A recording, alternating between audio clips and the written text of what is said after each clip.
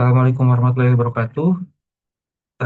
Perkenalkan nama saya Muhammad Fikri Monasir. Saya mahasiswa Universitas Cyber Asia.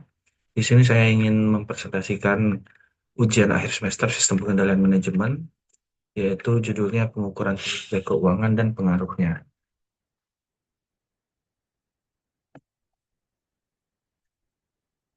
Pengukuran kinerja keuangan. Jadi pengukuran kinerja keuangan itu merupakan penentuan secara periodik efektivitas operasional suatu organisasi, bagian organisasi dan karyawannya berdasarkan sasaran, standar, dan kinerja kriteria sebelumnya. Ini dari jurnal yang dibikin oleh Mulyadi tahun 2001. Tujuan pengukuran kinerja keuangan adalah mengetahui tingkat likuiditas, mengetahui tingkat solvabilitas, dan mengetahui tingkat profitabilitas, dan rentabilitas.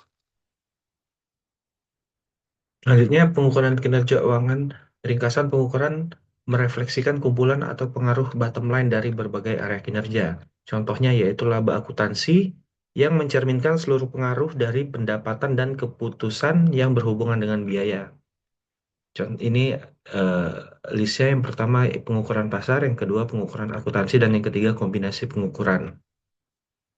Selanjutnya penciptaan nilai.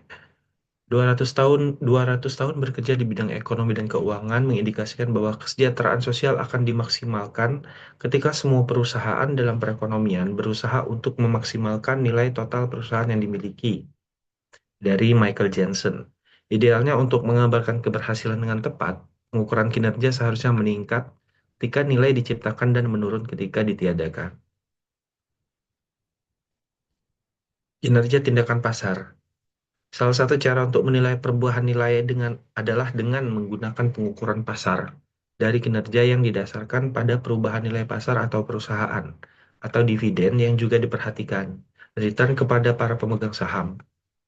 Kelemahannya, satu, pengukuran pasar terkendala masalah pengendalian. Yang kedua, nilai pasar juga tidak selalu menggambarkan kinerja yang sesungguhnya. Dan yang ketiga, masih berhubungan dengan hal tadi, masalah pengukuran kinerja pasar sebenarnya berpotensi gagal mencapai kesesuaian. Ini pengukuran akuntansi kerja, yaitu laba akuntansi dan return dapat diukur tepat waktu dalam periode jangka pendek, relatif dengan tepat dan objektif, dibandingkan dengan kuantitas lain yang dapat diukur secara tepat dan objektif berdasarkan dasar ketetapan waktu. Dan pengukuran akuntansi biasanya dapat dikendalikan secara penuh oleh manajer yang kinerjanya sedang dievaluasi, dibandingkan dengan kuantitas lain yang dapat diukur secara tepat dan objektif berdasarkan dasar ketetapan waktu. Ringkasan pengukuran berbasis akuntansi memiliki beberapa keunggulan. Empat tadi keunggulannya. Alasan mengapa pengukuran laba akuntansi gagal untuk merefleksikan pendapatan ekonomi secara sempurna, yaitu sistem akuntansi adalah sebuah sistem yang berorientasi kepada transaksi. Laba akuntansi sangat tergantung pada pilihan metode pengukuran. Selanjutnya, laba akuntansi diturunkan dari aturan pengukuran yang seringkali memiliki bias konservatif. Perhitungan laba mengabaikan beberapa nilai ekonomis dan nilai perubahan. Laba merefleksikan biaya modal yang dipinjam. Laba akuntansi mengabaikan risiko dan perubahan pada risiko. Yang terakhir, gambaran laba juga berfokus pada masa sebelumnya. Investasi dan operasi miopah. Pengukuran kinerja akuntansi dapat menyebabkan manajer untuk bertindak secara miopia, baik dalam membuat keputusan investasi maupun operasi. Manajer yang terus memperhatikan tanggung jawab dalam laba jangka pendek atau return mungkin menyebabkan manajer mengurangi atau menunda investasi yang menjanjikan pembayaran pada periode pengukuran di masa depan. Walaupun ketika investasi ini memiliki NPV atau net present value positif dan sesuai dengan kriteria lain yang membuatnya berharga. Miopia investasi dapat bersumber langsung dari dua masalah dalam pengukuran akuntansi, yaitu bias konservatif mereka dan ketidakpedulian terhadap aset tidak berwujud dengan pembayaran masa depan yang utama.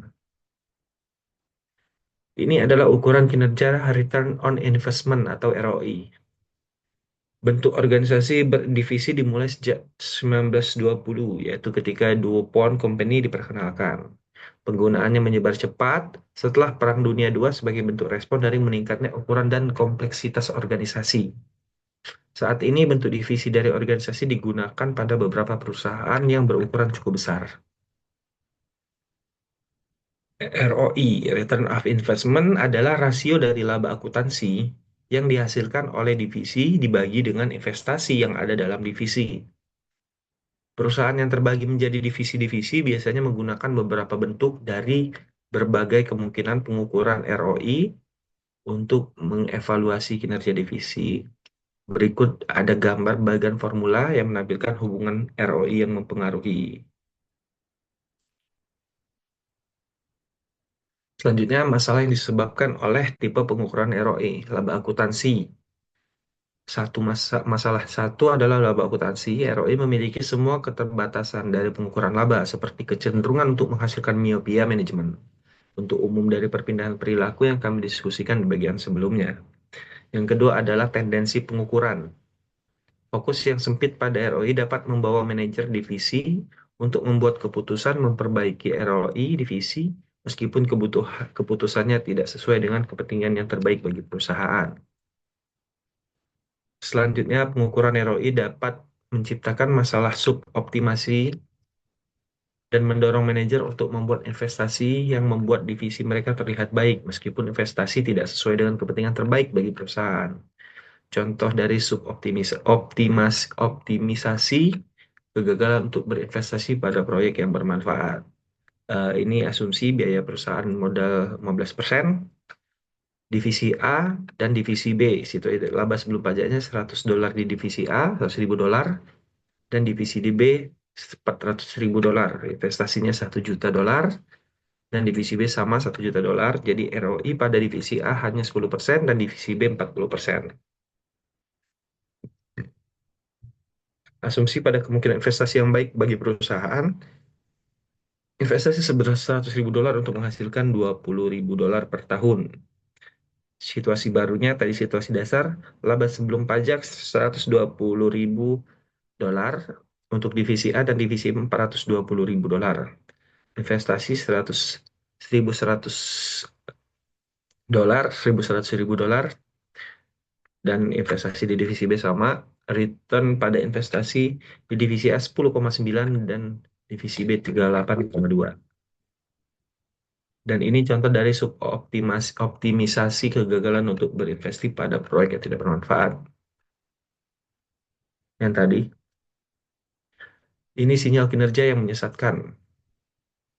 Laba sebelum depresiasi $110.000, divisi C, divisi D sama. Depresiasinya yang divisi C $10.000, yang divisi D $20.000.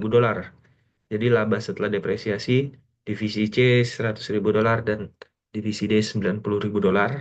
Labanya $500.000 di divisi C dan $3 juta di divisi D. Jadi ROI-nya divisi C 20%, sedangkan divisi D 3%.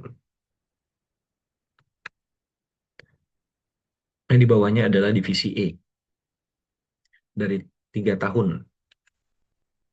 Pengukuran laba residual sebagai solusi yang tepat untuk masalah pengukuran ROI. Laba residual dihitung dengan mengurangkan laba dari perusahaan modal untuk aset bersih yang ada pada pusat investasi. Modal dibebankan pada tingkat yang sama untuk rata-rata biaya modal perusahaan yang tertimbang. Kesimpulan, tujuan utama dari manajer perusahaan yang berorientasi laba seharusnya memaksimalkan nilai pemegang saham atau nilai perusahaannya. Ada konsep jangka panjang yang berorientasi masa depan. Laba akuntansi jangka pendek dan pengukuran return menyediakan indikator pengganti yang tidak sempurna dari perubahan nilai perusahaan. Miopia manajemen, sebuah fokus yang melebihkan pada kinerja jangka pendek, merupakan efek samping dari penggunaan sistem pengendalian hasil keuangan yang hampir tak terelakkan dibangun pada pengukuran akuntansi dari kinerja. Pada bab ini kami juga mendiskusikan isu mengenai suboptimisasi, bentuk lain dari pergantian perilaku yang terutama sekali disebabkan oleh penggunaan pengukuran ROI berbasis akuntansi. Manajer yang tetap bersandar pada tipe pengukuran ROI kemungkinan disebabkan oleh kelemahan konseptual dari ROI yang diketahui dengan baik dan potensi masalah suboptimisasi dapat diawasi melalui penganggaran modal perusahaan dan modal perencanaan strategis. Itulah presentasi saya untuk UAS. Terima kasih pada waktunya dan kesempatannya. Assalamualaikum warahmatullahi wabarakatuh.